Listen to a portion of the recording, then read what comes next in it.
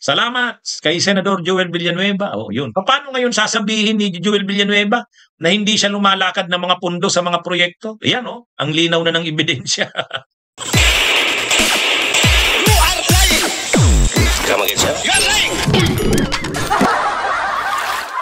Pinangalanan na. Pinangalanan ni District Engineer Henry Alcantara yung controversial na flood control king ng Bulacan na ngayon ay sibak na. Pero matagal na pala yung district engineer na yan ng Bulacan, taga-Bukawi pa.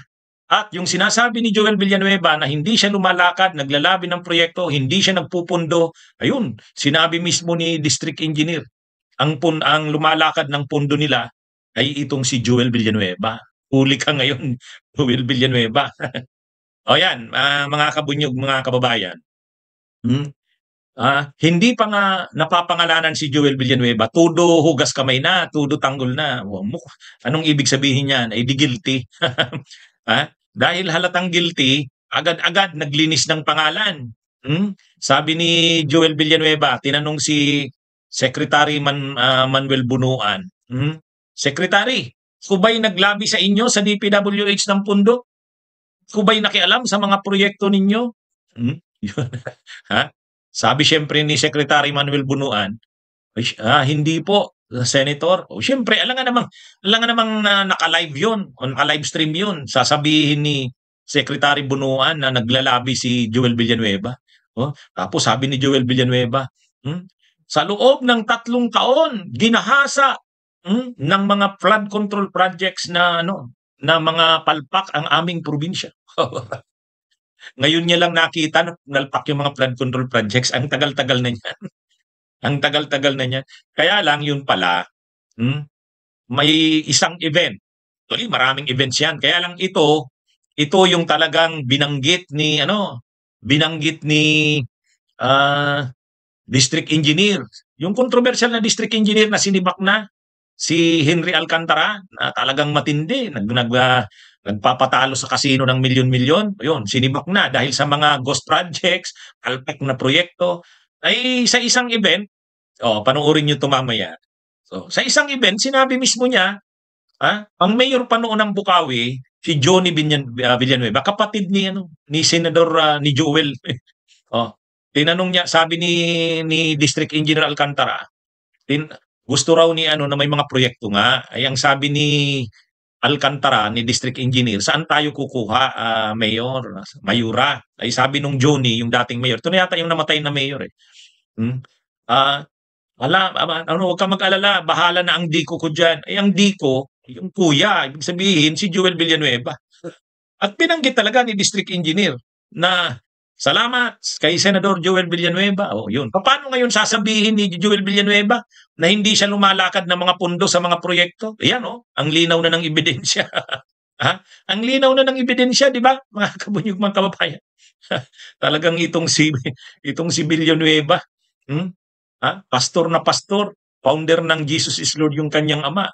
Tapos ganyan, nagsisinungaling. Bakit kailangan niyang i-deny na naglalakad siya ng mga proyekto? Ginagawa naman talaga ng mga ginagawa naman talaga ng mga kongresista. Kaya lang, ang matindi sa kanya, ang garapal sa kanya, nag-deny pa. Yung iba na nahimik na lang, hindi na nagsalita. Kasi, ano namang gagawin mo? Talaga namang ginagawa nila yon. Sila, neither confirm nor deny.